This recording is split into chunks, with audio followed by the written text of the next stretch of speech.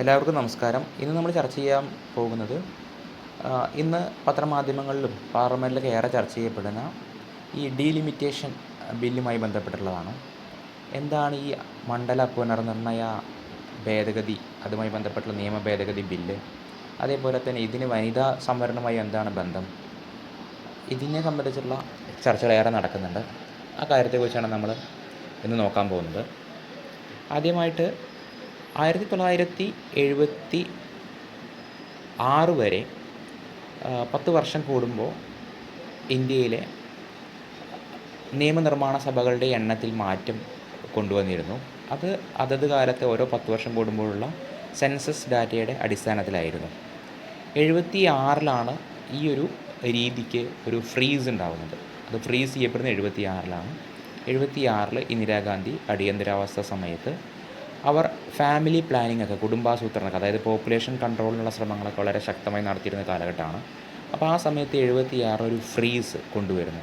അതായത് 2001 വരെ, അടുത്ത 25 വർഷത്തേക്ക് മണ്ഡലങ്ങളുടെ പുനർക്രമീകരണം പുതിയ സെൻസസ് ഡാറ്റ വെച്ചിട്ടായിരിക്കില്ല, 71 അവസ്ഥയിൽ വെച്ച് ഫ്രീസ് ചെയ്യുക. 71 സെൻസസിലെ ഡാറ്റ, പോപ്പുലേഷൻ ഡാറ്റ എന്താണോ അതിൽ വെച്ച് ഫ്രീസ് ചെയ്യുക എന്നുള്ള ഒരു തീരുമാനമാണ് ആ നിയമത്തിലൂടെ നടപ്പിലാക്കപ്പെട്ടത്. പിന്നീട് 2001, അതായത് 25 വർഷം കഴിഞ്ഞപ്പോൾ 2001, ആ കാലഘട്ടത്തിൽ അടൽ ബിഹാരി വാജ്പേയി എന്ന് പറയുന്ന BJPയുടെ പ്രതിനിധിയാണ് പ്രധാനമന്ത്രിയായിട്ടുണ്ടായിരുന്നത്. അദ്ദേഹത്തിൻ്റെ കാലത്തും ഈ ഫ്രീസിങ് കണ്ടിന്യൂ ചെയ്യുകയാണ് ചെയ്തത്. വീണ്ടും 25 വർഷത്തേക്ക് ഈ ഒരു ഫ്രീസ് 71 ഡാറ്റ വെച്ചുകൊണ്ട് തന്നെയാണ് ഇനി അടുത്തുള്ള 25 വർഷങ്ങളിലും ഈ മണ്ഡലങ്ങളുടെ അതിർത്തികൾ ഉണ്ടായിരിക്കുക എന്നുള്ളൊരു കാര്യം. അതായത് മണ്ഡലങ്ങളുടെ എണ്ണം കൂടില്ല എന്നർത്ഥം. വാജ്പേയിയുടെ കാലഘട്ടത്തിൽ കൊണ്ടുവന്ന ഭരണഘടനാ ഭേദഗതി പ്രകാരമുള്ള 25 വർഷത്തെ സീറ്റുകളുടെ എണ്ണത്തിലുള്ള ഫ്രീസ് എന്ന ആ ഒരു നിയമ ഭേദഗതി അത് എക്സ്പയർ ആവുന്നത് 2026 ഈ വർഷം അത് എക്സ്പയർ ആവുകയാണ്. സോ ഇനി വീണ്ടും പുതിയൊരു ഭരണഘടനാ ഭേദഗതി അനിവാര്യമാണ്. അപ്പോൾ ആ ഭേദഗതി പ്രകാരം ഒന്നുകിൽ പഴയതുപോലെ തന്നെ വീണ്ടും ഫ്രീസ് ചെയ്യാം, അതായത് സീറ്റുകൾ ഒന്നും വർദ്ധിപ്പിക്കാത്ത രീതിയിൽ ഫ്രീസ് ചെയ്യാം, അല്ലെങ്കിൽ ഏതെങ്കിലും പുതിയ സാഹചര്യത്തിൽ മാറ്റം വേണമെങ്കിൽ മാറ്റം കൊണ്ടുവരാം. അതിന് ഭരണഘടനയിൽ സിമ്പിൾ മെജോറിറ്റി പോരാ. അത്തരമൊരു ഭരണഘടനാ ഭേദഗതിക്ക് സിമ്പിൾ മെജോറിറ്റിക്ക് അപ്പുറത്തേക്കുള്ള ഒരു ഭൂരിപക്ഷം പാർലമെൻറ്റിൽ ആവശ്യമാണ്. ഇതാണ് നിലവിലെ സ്ഥിതി. ഈ ഒരു സാഹചര്യത്തിലാണ് NDA സർക്കാർ 3 ഭരണഘടനാ ഭേദഗതി ബില്ലുകളുമായി മുന്നോട്ട് വന്നിരിക്കുന്നത്. 2026 എന്ന് പറയുന്ന 25 വർഷത്തെ ഫ്രീസിങ് അവസാനിച്ചിരിക്കുന്നു. സോ പുതിയ മാറ്റങ്ങൾ വേണം. ഇതിൻ പ്രകാരം 3 ബില്ലുകളാണ് ഈ സർക്കാർ പുതിയതായിട്ട് ഇൻട്രൊഡ്യൂസ് ചെയ്തിരിക്കുന്നത്. അതുമായി ബന്ധപ്പെട്ടാണ് തർക്കങ്ങൾ നടക്കുന്നത്. ഈ 3 ബില്ലുകൾ എന്ന് പറഞ്ഞു കഴിഞ്ഞാൽ, ഒന്ന് 131 ഭരണഘടനാ ഭേദഗതിയാണ്. അതായത് ലോകസഭാ സീറ്റുകളുടെ എണ്ണം നിലവിലെ 543, മാക്സിമം 550 വരെയാണ് പോകാൻ സാധിക്കുക. അതിൻ്റെ എണ്ണം 850 എന്നുള്ള ഫിഗറിലേക്ക് എത്തും എന്നുള്ള നിലയിലാണ് ഈ ഒരു ഭേദഗതിയിൽ പറഞ്ഞു വയ്ക്കുന്നത്. അത് 131 ഭേദഗതി. അടുത്തൊരു ബില്ല് എന്ന് പറയുന്നത് യൂണിയൻ ടെറിട്ടറിയിലെ നമ്പർ ഓഫ് സീറ്റ്സ് അത് വർദ്ധിപ്പിക്കുന്നതാണ്. ഇത് രണ്ടും കൂടെ കൂട്ടുമ്പോഴാണ്, ഒന്നാമത്തേത് സംസ്ഥാനങ്ങളിലാണ്, രണ്ടാമത്തെ യൂണിയൻ ടെറിട്ടറിയിലാണ്. രണ്ടും കൂടെ കൂട്ടുമ്പോഴാണ് 850 എന്നുള്ള രീതിയിലേക്കുള്ള ഒരു കണക്കിലേക്ക് വരുന്നത്. 850 എന്നുള്ള രീതിയിലേക്കോ എറൗണ്ട് ഫിഗറാണ് ഞാൻ പറയുന്നത്. ഓക്കെ. പിന്നെയുള്ളത് ഒരു ഡീലിമിറ്റേഷൻ കമ്മീഷനെ രൂപീകരിക്കുന്നതിന് വേണ്ടിയിട്ടുള്ള പ്രപ്പോസലാണ് മറ്റൊരു നിയമമായിട്ട് വരുന്നത്. അതായത് ഇതൊക്കെ നടപ്പിലാക്കാൻ വേണ്ടി ഒരു ഡീലിമിറ്റേഷൻ കമ്മീഷൻ വേണം. ഇതാണ് ഈ 3 ബില്ലുകളാണ് നിലവിൽ പാർലമെൻറ്റിൽ അവതരിപ്പിച്ചിരിക്കുന്നത്. നിലവിൽ നമ്മൾ 3 ബില്ലുകളെക്കുറിച്ചും ജസ്റ്റ് പറഞ്ഞു കഴിഞ്ഞു. അപ്പോൾ ഇവിടെ ഉയർന്ന ചോദ്യം, എങ്കിൽ ഈ വനിതാ സംവരണം അതുമായി ബന്ധപ്പെട്ട ചർച്ചകൾ എങ്ങനെയാണ് ഈ ഒരു സന്ദർഭത്തിൽ ഉയർന്നു വരുന്നത് എന്നുള്ളതാണ്. വനിതാ സംവരണ ബിൽ 2023 സെപ്റ്റംബർ മാസം പാസ്സാക്കപ്പെട്ടതാണ്. പക്ഷേ ആ വനിതാ സംവരണം എന്നത് നിലവിൽ വന്നിട്ടില്ല. 33% ആ ബില്ലിൽ വ്യവസ്ഥ ചെയ്തിരിക്കുന്നത്. പക്ഷേ അത് നിലവിൽ വരുന്നത് എന്ന് എന്നുള്ളതിനെ സംബന്ധിച്ചിട്ടുള്ള ഒരറിയിപ്പ് അന്ന് തന്നെ ഉണ്ടായിരുന്നു. അത് പ്രകാരം പറയുന്നത് അടുത്ത ഡീലിമിറ്റേഷന് ശേഷം, മണ്ഡല പുനർനിർണയത്തിന് ശേഷമായിരിക്കും വനിതാ സംവരണം ഉണ്ടാവുക എന്നുള്ളതാണ് അതിൽ പറഞ്ഞു വെച്ചിട്ടുണ്ടായിരുന്നത്. അപ്പോൾ അതുകൊണ്ട് ഈ ഡീലിമിറ്റേഷൻ നടന്നാൽ മാത്രമാണ് വനിതാ സംവരണം 2029 ഇലക്ഷന് മുമ്പ് നടപ്പിലാക്കാൻ സാധിക്കുകയുള്ളൂ എന്നതാണ് സർക്കാരിൻ്റെ വാദം.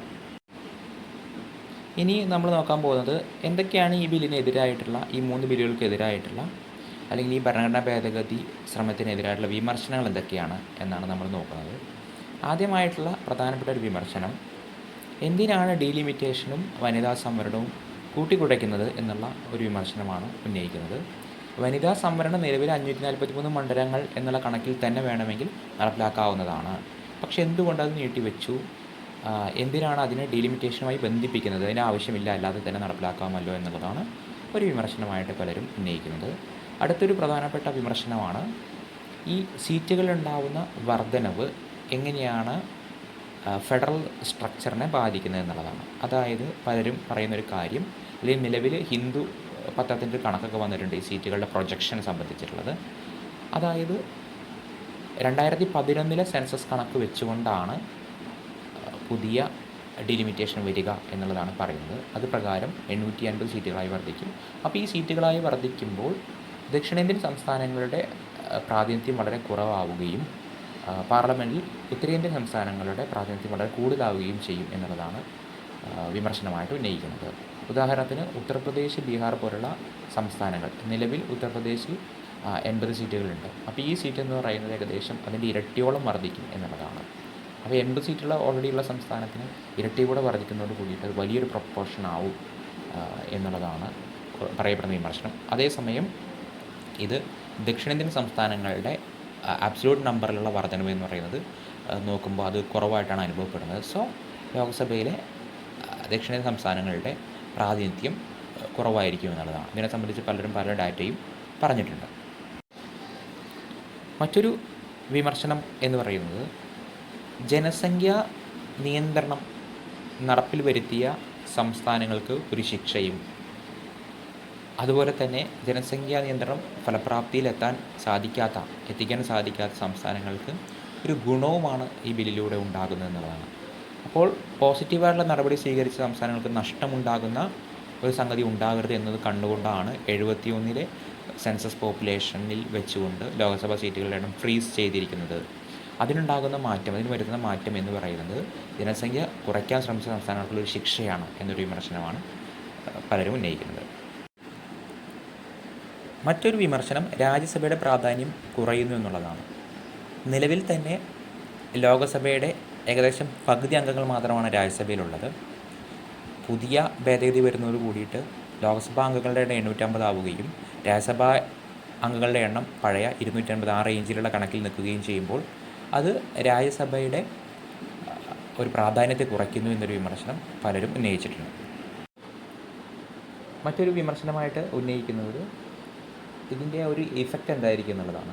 850 അംഗങ്ങൾ എന്നുള്ള ഒരു കണക്ക്, ആ 850 അംഗങ്ങളുള്ള കണക്ക് ലോകസഭ എന്ന് പറയുന്ന സംവിധാനത്തെ ഒരു ഹൗസ് എന്നുള്ളതിനപ്പുറത്തേക്ക് ഒരു ഗ്രൗണ്ടാക്കി മാറ്റില്ലേ എന്നുള്ളൊരു ആശങ്കയാണ് പല എക്സ്പേർട്സും പ്രകടിപ്പിച്ചിരിക്കുന്നത്.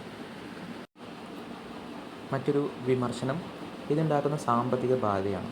ഒരു MP എന്ന് പറയുമ്പോൾ അദ്ദേഹത്തിൻ്റെ MP എന്നുള്ള രീതിയിലേക്കുള്ള ഒരുപാട് ചിലവുകൾ, അപ്പോൾ ഇത്രയധികം MPമാരുടെ എണ്ണം വർദ്ധിക്കുമ്പോൾ ഉണ്ടാകുന്ന അത്തരത്തിലുള്ള ചിലവുകൾ, അവർക്കുള്ള പെൻഷൻ, മറ്റ് അലവൻസുകൾ, ആനുകൂല്യങ്ങൾ, ഇത്തരത്തിലുള്ള ഇതുണ്ടാക്കുന്ന സാമ്പത്തികമായിട്ടുള്ള ഇമ്പാക്റ്റ് എന്ത് എന്നുള്ള ഒരു വിഷയവും ഇപ്പോൾ ചർച്ച ചെയ്യപ്പെടുന്നുണ്ട്. ഒരു രാജ്യം, ഒരു തെരഞ്ഞെടുപ്പൊക്കെ ഒരേ സമയം ഇലക്ഷൻ നടത്തി കഴിഞ്ഞാൽ ഒരുപാട് ചിലവ് കുറയ്ക്കാമെന്നുള്ള വാദമൊക്കെയാണ് മുന്നോട്ട് വെച്ചത്. അത്തരം ഒരു വാദങ്ങൾ നിലനിൽക്കുന്ന ഒരു സാഹചര്യത്തിൽ പുതിയതായിട്ടുള്ളൊരു ബാധ്യത എന്നുള്ള രീതിയിൽ ഇത്രയും അംഗങ്ങളുടെ എണ്ണം വർദ്ധിപ്പിക്കുന്നത് അത് റേഷണലാണോ എന്നുള്ളൊരു ചോദ്യവും പല കോണിൽ നിന്നും ഉയരുന്നുണ്ട്. എന്തായാലും നിലവിൽ സർക്കാർ പ്രതിപക്ഷത്തെ വിശ്വസത്തിലെടുക്കാനുള്ള ചില ശ്രമങ്ങളുമായി, ചില നീക്കുപോക്കുകളുമായി മുന്നോട്ട് പോകുന്നുണ്ട് എന്നാണ് മനസ്സിലാക്കപ്പെടുന്നത്. അത് പ്രതിപക്ഷം അംഗീകരിക്കുമോ, മറ്റ് പാർലമെൻറ്റേറിയൻസ് അംഗീകരിക്കുമോ എന്നുള്ളതൊക്കെ നമുക്ക് കാത്തിരുന്ന് കാണാൻ സാധിക്കുന്ന ഒരു കാര്യം മാത്രമാണ്.